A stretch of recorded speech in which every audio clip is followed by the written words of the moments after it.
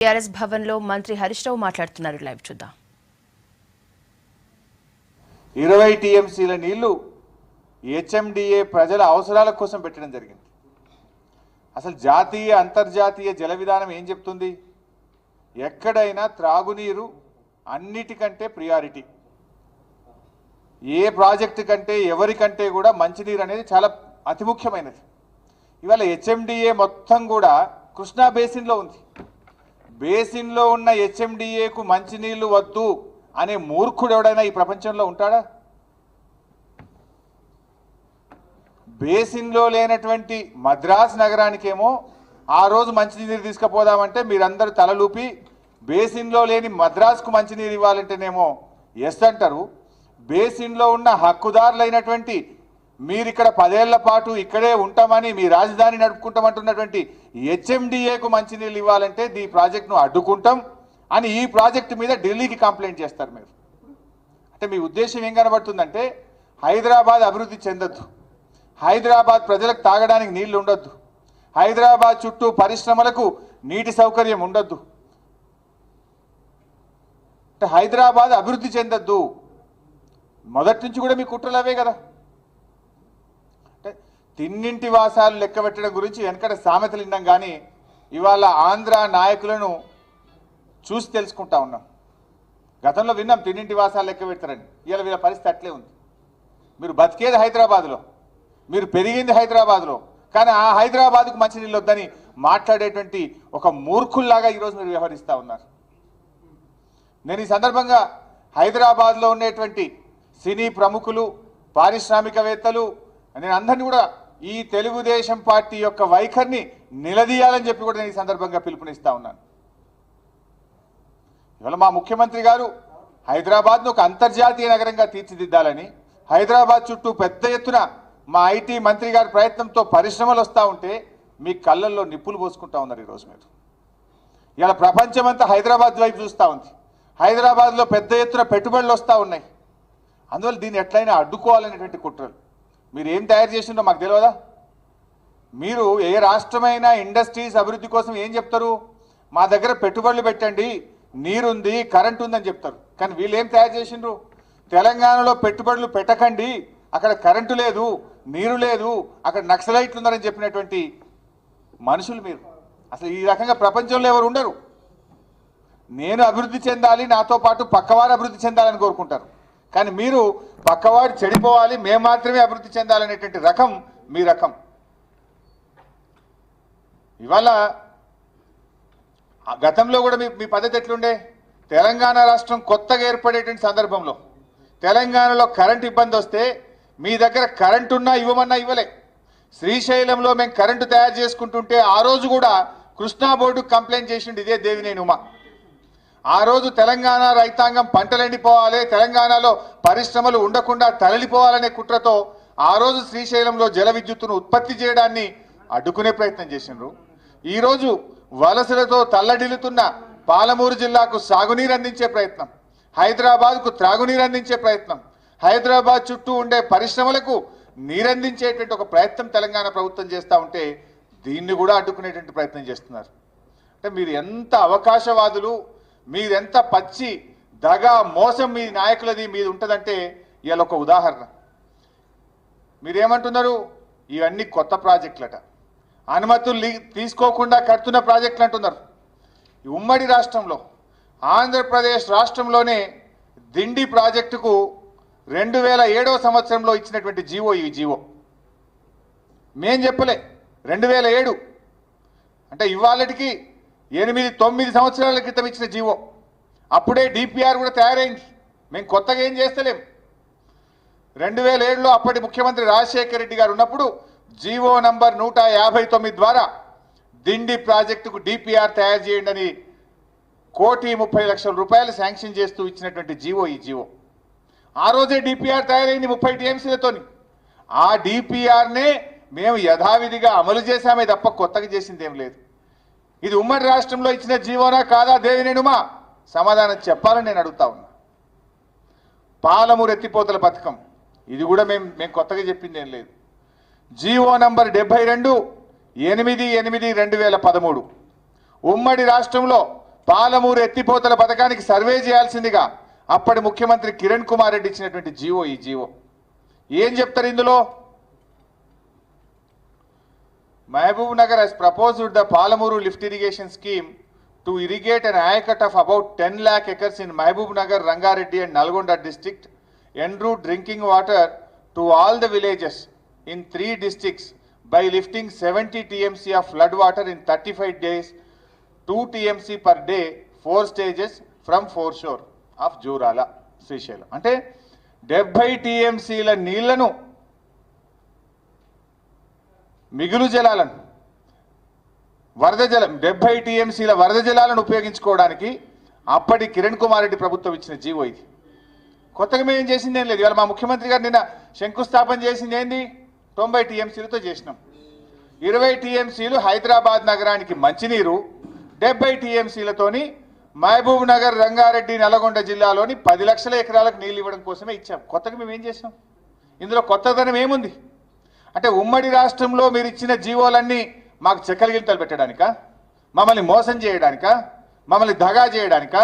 అంటే కాగితాలు మాత్రమే మాకు ఇచ్చి నీళ్లు మీరు తీసుకుపోవడానికి ఉమ్మడి రాష్ట్రంలో మిమ్మల్ని మా తెలివితేటలతో మోసం చేశామని చెప్పడానికి మాట్లాడుతున్నారా అని నేను అడుగుతా ఉన్నాను. ఏ రకంగా ఉమ్మడి రాష్ట్రంలో ఈ జీవోలు ఇచ్చిండ్రు? మేము కొత్తగా ఏం చేస్తలేం. తెలంగాణ రాష్ట్రం ఎందుకోసం కొట్లాడినాం? మా ఉద్యమ ట్యాగ్ లైనే నీళ్లు, నిధులు, నియామకాలు. ఏ నీళ్ల కోసమైతే తెలంగాణ పోరాడిందో, తెలంగాణ సాధించిందో ఆ నీళ్ల కోసమే ఈరోజు ఈ పాలమూరు ఎత్తిపోతల పథకం మనం చేస్తా ఉన్నాం. ఇలా ప్రపంచంలో ఎక్కడ ప్రాజెక్టు కట్టినా పాలమూరు కూలీలే, కానీ ఆ పాలమూరు కూలీల కోసం ఒక్క ప్రాజెక్ట్ లేదు ఈరోజు. ఆ పాలమూరు కూలీల కోసమే ఆ కూలీలందరూ కూడా తిరిగి ఆ జిల్లాకు చేరుకొని వ్యవసాయం చేసుకొని సంతోషంగా, సుఖంగా, ఆత్మగౌరవంతో బతకడం కోసం ఈ ప్రాజెక్టు కట్టాం. నిజంగా మీరు ఇప్పటికే 2 పంటలు పండించుకున్నటువంటి మీరు పాలమూరు జిల్లా మీ నాయకుడు దత్తత తీసుకొని 7 ఏళ్ళు దత్తత తీసుకొని వలసలు పెంచిండు తప్ప ఒక్క ఎకరానికి నీళ్లు ఇవ్వలే మీ నాయకుడు. ఇలా ఏ మొహం పెట్టుకొని మాట్లాడుతున్నారు? మీరు చెయ్యని పని మా ముఖ్యమంత్రి గారు చేసినందుకు కనీసం సంతోషపడి హర్షిస్తేనైనా కనీసం కొద్దిగైనా మీకు ఏమన్నా మిగిలేదు. కానీ ఈరోజు మీ పద్ధతి, నేను ఈ సందర్భంగా ఒకటి డిమాండ్ చేస్తున్నా. తెలంగాణలో ఉండే తెలుగుదేశం పార్టీ అధ్యక్షుడిగా చెప్పుకునే ఎల్ రమణ, ఫ్లోర్ లీడర్గా చెప్పుకునే ఎర్రబెల్లి దయాకర్ రావు, మీ వైఖరి ఏంది? దీని మీద సూటిగా తెలంగాణ ప్రజలకు సమాధానం చెప్పాలి. మీకు సిగ్గు, శరం, ఏమైనా తెలంగాణ ఆత్మ గౌరవం, పౌరుషం ఉంటే నిలదీయండి చంద్రబాబు నాయుడు, దేవినేని ఉమన్. లేదు చేత కాకపోతే రాజీనామా చేసి ప్రజల పక్షాన నిలబండి. ఏమంటారు? ఎర్రబెల్లి దయాకర్ రావు గారు పాలమూరు ఎత్తిపోతల పథకం కట్టాలంటారా వద్దంటారా? సమాధానం చెప్పండి. మీరు నిజంగా తెలంగాణ బిడ్డలే అయితే, మీకు ఆత్మగౌరవం ఉంటే రోజు కేసీఆర్ని ఆడిపోసుకోవడం కాదు. పాలమూరు ప్రజల కోసం ఈరోజు కేసీఆర్ గారు 32,500 కోట్లతో తెలంగాణ ప్రభుత్వం మొట్టమొదటి భారీ నీటిపారుదల ప్రాజెక్టు ఇవాళ శంకుస్థాపన చేస్తే దాన్ని నీ పార్టీ నాయకుడు చంద్రబాబు నాయుడు, మీ పార్టీ మంత్రి దేవినేని ఉమ అడ్డుకునే ప్రయత్నం చేస్తుండ్రు. దీన్ని ఆపుతారా? మీరు వంత పాడతారా? మీరు అట్లే వంత పాడితే తెలంగాణ ప్రజలు మిమ్మల్ని బహిష్కరిస్తారు, జాగ్రత్త అని చెప్పి కూడా ఈ సందర్భంగా హెచ్చరిస్తా ఉన్నాను. ఇవాళ ఉమ మాట్లాడతాడు ఏ అనుమతులతో కడుతున్నారని. మీరు పట్టిసీమ ఏ అనుమతులతో కట్టారండి? ఏ అనుమతి ఉంది పట్టిసీమకని నేను అడుగుతా ఉన్నాను. ఏ అనుమతులు లేకుండా నువ్వు పట్టిసీమ కడితేనేమో ఒప్పు, మేము కడితే తప్ప? ఇవాళ అసలు హక్కుదారులం మేము. కృష్ణానది అత్యధికంగా ప్రవహించేది మహబూబ్ నగర్ జిల్లాలో, మన రాష్ట్రంలో. ఆ మహబూబ్ నగర్ జిల్లాకు మేము వరద జలాలు వాడుకొని నీళ్ళు ఇస్తామంటే తప్పు పడుతున్నాం. అయినా మీ పట్టిసీమ ప్రకారం ఏంది? బచావత్ ట్రిబ్యునల్ ఏం చెప్పింది? గోదావరి నీళ్లు కృష్ణానదికి తరలించినట్టయితే అందులో 50% ఎగువ రాష్ట్రాలకు హక్కు మీరు కోల్పోతారు అన్నారు. ఇవాళ మీరు పట్టిసీమ ద్వారా 80 TMCలు గోదావరి నుంచి కృష్ణకు తీసుకపోతే ఎగువ రాష్ట్రం తెలంగాణ రాష్ట్రమే కదా. మాకు 40 TMCలు బాజాప్తా హక్కు దొరుకుతుంది. వరద జలాలు కాదు, మిగులు జలాల్లో హక్కు దొరుకుతుంది మాకు. దాంతోనే కట్టుకుంటాం మేము. అయినా నేను ఇంకోటి అడుగుతున్నా, మీరు కట్టిన ప్రాజెక్టులకు దేనికి అనుమతి ఉందండి? అనుమతులు వచ్చినాకనే మీరు ప్రాజెక్టులు కట్టినరా? పోతిరెడ్డిపాడికి అనుమతి వస్తే కట్టినరా? గాలేరు నగరికి అనుమతి వచ్చినాక కట్టినరా? హంద్రీనీవాకు అనుమతి వచ్చినాక కట్టినరా? వెలుగొండకు అనుమతులు వచ్చినాయా? మీరు ఇంత పోలవరం అన్నారు. పోలవరంకు నిన్న మీరు రాష్ట్ర విభజన సందర్భంగా ఏదో దొడ్డిదారిని అనుమతులు తెచ్చుకున్నారు. పోలవరం ప్రారంభించినాడు ఏ అనుమతులతో ప్రారంభించారని నేను అడుగుతా ఉన్నా. ఒరిస్సా, పక్క రాష్ట్రాలు, ఛత్తీస్గఢ్ అడ్డంకులు పెడుతున్నా మీరు పోలవరం ప్రాజెక్ట్ కట్టలేదా? మీరు చూపించిన దారే మేము చేస్తున్నది, మేము కొత్తగా ఏం చేస్తలేము. ఏ అనుమతులు లేకుండా ప్రాజెక్టులు కట్టిన మీరు ఆ రోజు. అయినా మాకు అన్ని హక్కులు ఉన్నాయి. అనుమతులు లేక కూడా కాదు, మేము అనుమతులు తెచ్చుకుంటాం తప్పకుండా. ఇప్పటిదాకున్న పద్ధతి ఏంది? పనులు ప్రారంభమైతే ఇంకోవైపు అనుమతులు తెచ్చుకునే ప్రయత్నం చేస్తాం. ఇవాళ మా తెలంగాణ రాష్ట్రానికి డెఫినెట్గా మాకు హక్కులు దొరుకుతాయి. మీ పట్టిసీమ గోదావరి నీళ్ళు కృష్ణాకు మరలిస్తే 45 టీఎంసీలు 40 టీఎంసీలు మాకు ఎలాగో మిగులు జలాలు వస్తాయి. అదే కాకుండా బ్రిజేష్ కుమార్ ట్రిబ్యునల్ ఇంకా అవార్డు ఫైనల్ కాలేదు కానీ ఏమన్నది, 190 టీఎంసీలు క్యారీ ఫార్వర్డ్ కింద ఆంధ్రప్రదేశ్కు కేటాయించారు. ఆ 190 టీఎంసీలో మా హక్కు లేదా? ఆ 190 టీఎంసీలో అప్పుడు ఉమ్మడి రాష్ట్రం కనుక ఆంధ్రప్రదేశ్ అన్నాడు. ఇప్పుడు రెండు రాష్ట్రాల మధ్య విభజిస్తే ఆ 190లో మా హక్కు ఉండదా? మా నీళ్లు మాకు రావా? 190లో మాకు హక్కు వస్తుంది. మీరు డైవర్షన్లో మాకు హక్కు వస్తుంది పట్టిసీమ ద్వారా. అదేవిధంగా మా పిటిషన్స్ కూడా పెండింగ్లో ఉన్నాయి. సుప్రీంకోర్టులో మా పిటిషన్ పెండింగ్ ఉంది. బ్రిజేష్ కుమార్ ట్రిబ్యునల్ దగ్గర మా పిటిషన్ పెండింగ్ ఉంది. డెఫినెట్గా మా హక్కు మాకు వస్తుంది. ఆ హక్కు మాకు వచ్చినప్పుడు దాంట్లో నుంచి మేము ఏ ప్రాజెక్ట్కి ఎన్ని కేటాయించడంలో కేటాయించుకుంటాం. మా రాష్ట్రంగా మా ఇష్టం. మేము మా లెక్కేందో తేలుతుంది, తేలిన తర్వాత మేము కేటాయించుకుంటాం. అప్పటిదాకా మేము ప్రాజెక్టులే కట్టద్దు, చేతులు కట్టుకొని కూర్చోవాలనా? నువ్వు మాత్రం పట్టిసీమ కడతా అంటావు, నువ్వు మాత్రం అక్రమ ప్రాజెక్టులన్నీ కడతావు. నీకు ఏ అనుమతులు లేకుండా నువ్వు ప్రాజెక్టులు కట్టచ్చు. కానీ ఈరోజు కరువుతో, వలసలతో తల్లడిల్లుతున్న మహబూబ్నగర్ జిల్లాకో, మంచినీళ్ళు లేక ఇబ్బంది పడుతున్న హైదరాబాద్కు నీళ్లు తేవడానికి అడ్డుకుంటావా నువ్వు? అసలు ఈ ప్రపంచంలో మంచినీళ్ళ ప్రాజెక్టు కట్టొద్దన్న పార్టీ ఏదన్నా ఉంది అనుకుంటే ఈ దేశంలో, ఈ ప్రపంచంలో అది ఒక తెలుగుదేశం పార్టీ మాత్రమే. మానవత్వం ఉన్న ఏ మనిషి కూడా మంచినీళ్ళ ప్రాజెక్టు కట్టొద్దన్నాడు. మనిషి అయితే త్రాగడానికి నీళ్ళు వద్దన్నాడు ఎవడు కూడా. మరి మీరు ఏందో మీరే నిర్ణయించుకోవాలి.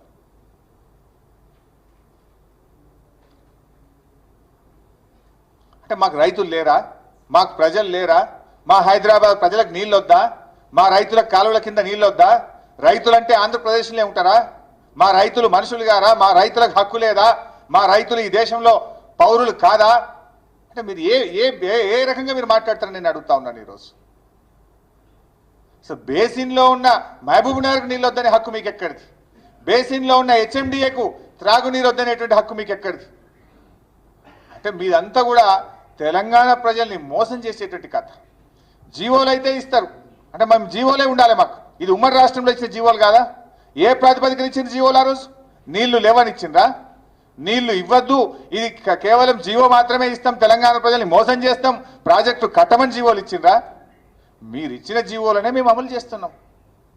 ఇవాళ మేము ఒక్క దిండిలో 30 టీఎంసీలను ఇచ్చినారు. 30 టీఎంసీలే ఈరోజు మా ముఖ్యమంత్రి గారు శంకుస్థాపన చేస్తున్నారు. పాలమూరులో 70 టీఎంసీలను ఇచ్చిండ్రు. 70 టీఎంసీల రిజర్వాయర్లకే నిన్న ముఖ్యమంత్రి గారు శంకుస్థాపన చేసిండ్రు. మేము కొత్తగా చెప్పింది ఏముంది? అంటే మీదంతా కూడా ఈరోజు కేవలం తెలంగాణ ప్రజల్ని మభ్యపెట్టడం, మోసం చేయడం తప్ప ఇంకోటి కనబడతలేదు. కానీ ఈరోజు తెలంగాణ తెలుగుదేశం నాయకులు తేల్చుకోవాల్సిన అవసరం ఉంది. కానీ మేము మాత్రం మీరు ఎన్ని శాపాలు పెట్టినా అవి మా వరాలుగా మారుతాయనే భావిస్తున్నాం. అది తెలంగాణ రాష్ట్ర సాధనతోనే రుజువైంది. తెలంగాణ రావద్దని పెడబొబ్బలు పెట్టినారు, శాపనార్థాలు పెట్టినారు, ఎన్ని కుట్రలు చేయాలనో చేసిండ్రు. కానీ మేము తెలంగాణ రాష్ట్రం సాధించుకున్నాం. మీరు అపశకునం పలికినరు, అది మాకు శుభశకునం అవుతుంది. మీ పాపపు నోటితో పెట్టిన శాపాలే మేము వరాలుగా భావించుకుంటాం, ముందుకు సాగుతాం. మీరు ఎన్ని కుట్రలు చేసినా, మీరు ఎన్ని అడ్డంకులు సృష్టించినా, ఎన్ని కంప్లైంట్లు పెట్టినా పాలమూరు ఎత్తిపోతల పథకం ఆగదు. ఖచ్చితంగా ముమ్మాటికి 100% యుద్ధ ప్రాతిపదికన పాలమూరు ఎత్తిపోతల ప్రాజెక్టును కట్టి తీర్థం. పనులు అత్యంత వేగంగా, ఈ రాష్ట్రంలోనే ఒక ప్రాజెక్టు ఇంత వేగంగా జరిగిందంటే అది పాలమూరు ఎత్తిపోతల పథకంగా ఈ ప్రాజెక్టును నిర్మించి తీర్థమని చెప్పి తెలియజేస్తున్నాం. Thank you.